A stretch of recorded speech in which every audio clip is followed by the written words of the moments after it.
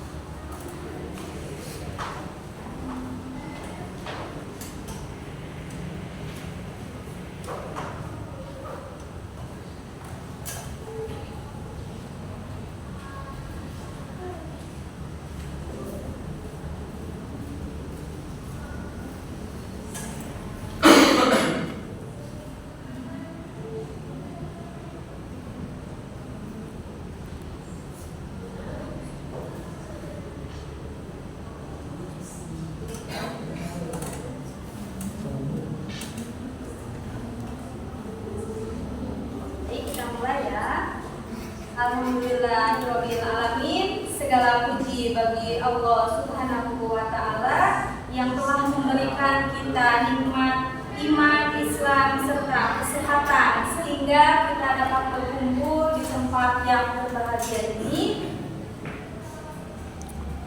dalam pembelajaran mata kuliah Bahasa Indonesia.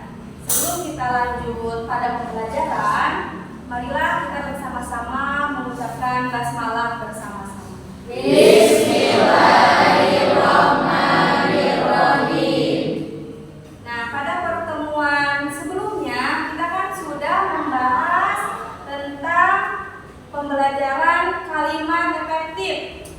Ada yang masih ingat kalimat efektif itu apa?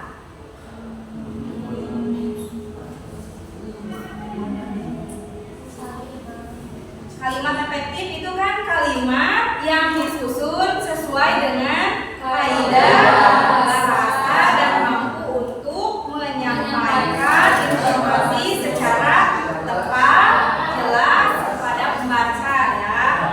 Nah, itu untuk kalimat efektif. Ya. Nah, untuk sekarang kita akan lanjut mengenai pembahasan tentang diksi. Sebelumnya sudah tahu diksi itu apa?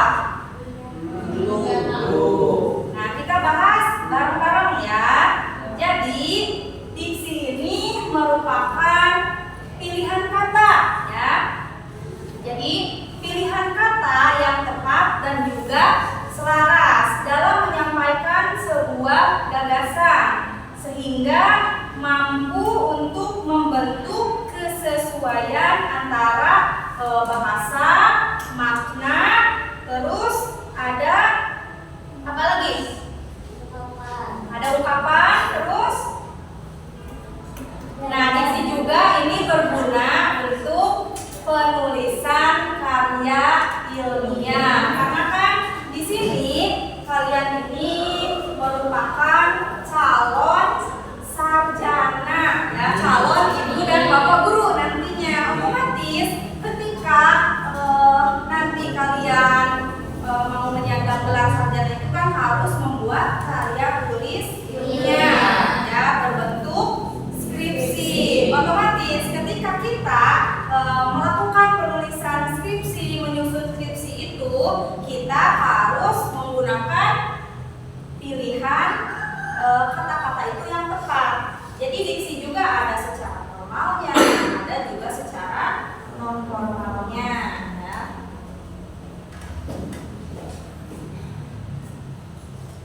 Nah, itu tadi pengertian dari diksi ya. Nah, diksi juga beragam nih. Di sini ada diksi berdasarkan pada kaidah kelompok kata atau frase ya. Di sini ada 3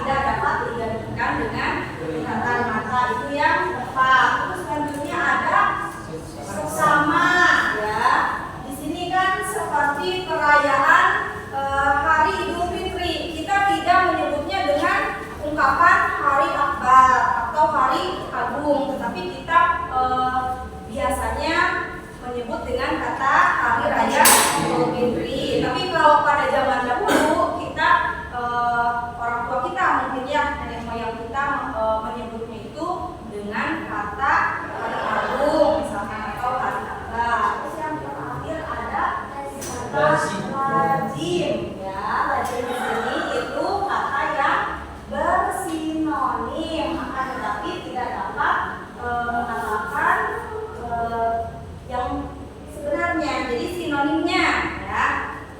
Nah itu untuk kelompok kata atau frase.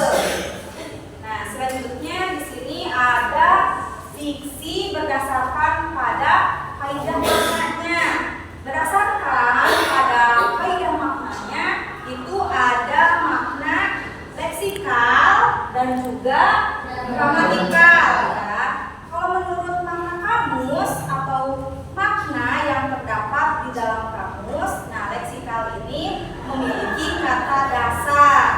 Contohnya seperti makan, tidur, ibu, adik, dan juga buku itu kata dasar dalam makna leksikal ya. Selanjutnya ada makna gramatikal.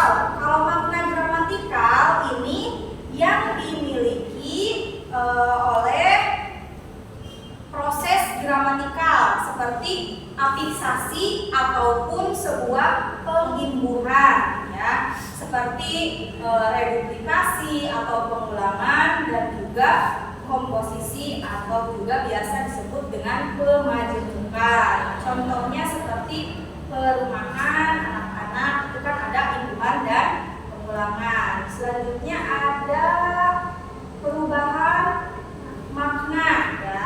Di sini perubahan makna itu berdasarkan pada cakupan maknanya. Jadi yang berubah itu maknanya ya, seperti kata meluas dan juga menyempit ya. Nah, di sini perubahan makna ini bisa dilihat ya. Ada kata, ada dulu, ada sekarang. Kata berlayar ya, pada zaman dahulu berlayar itu mengarungi lautan ya. Kalau sekarang itu mengarungi lautan itu kan kita dengan apa saja, bisa dengan pesawat ya, tidak harus pakai perahu gitu ya. Apalagi zaman dahulu kalau kita mau berangkat umroh atau naik haji itu kan harus mengarungi sebuah samudra, mengarungi lautan karena belum ada pesawat ya. Nah ini bisa dilihat ya perubahan maknanya. Untuk selanjutnya ini ada pergeseran makna.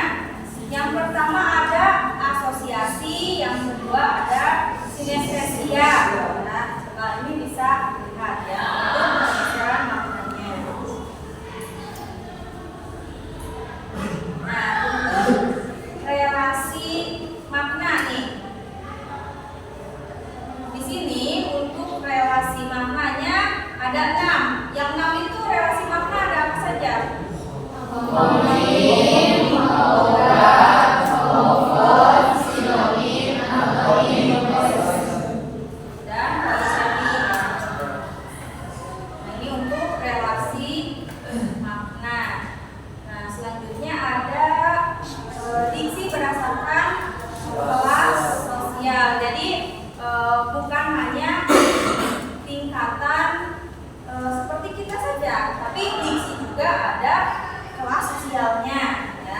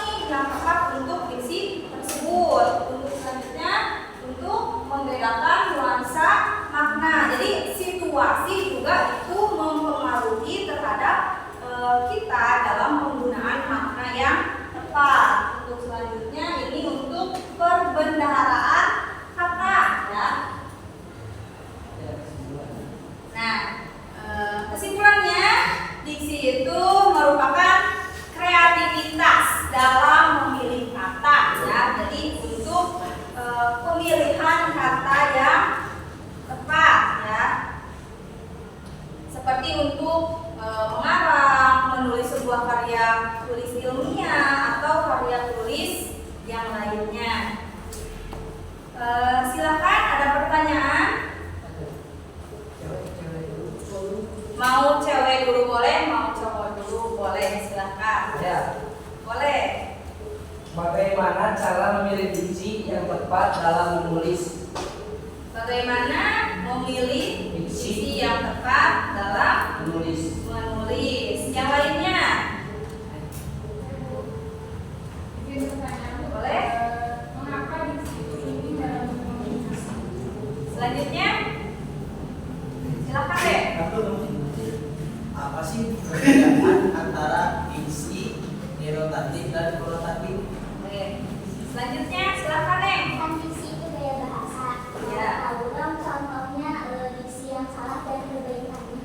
Oke, kita Ibu tampung dulu, langsung kita jawab dari pertanyaan tadi, mengapa diksi itu penting dalam berkomunikasi ya. Diksi di sini penting karena diksi ini merupakan sebuah pemilihan kata yang tepat, dapat membantu menyampaikan sebuah pesan dengan jelas ya.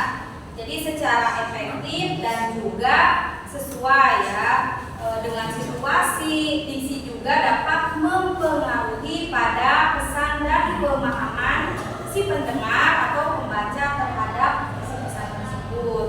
Tadi yang selanjutnya, bagaimana cara memilih diksi yang tepat ya dalam menulis. Nah, ini pertanyaannya bagus nih ya. Jadi dalam sebuah penulisan kita itu harus pandai untuk memilih diksi. Jadi pemilihan katanya harus benar-benar tepat. Jadi beberapa cara untuk memilih diksi yang tepat itu, pertama kita harus pahami dulu apa maksud dan tujuan tulisan yang akan dikenali oleh audiens atau pembaca. Lalu gunakan kata yang sesuai dengan topik dan konsep ya. Jadi dan jangan lupa kita itu untuk hindari kata-kata yang ambigu atau yang bermakna ganda. Nah, tadi untuk selanjutnya memberikan contoh kalimat ya yang menunjukkan diksi itu tidak tepat dan perbaikannya.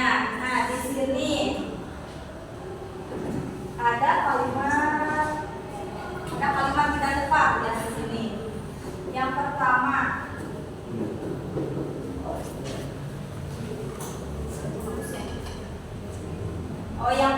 itu tentang ayah saya misalkan bekerja di kantor pemerintahan. Nah, itu kurang tepat ya.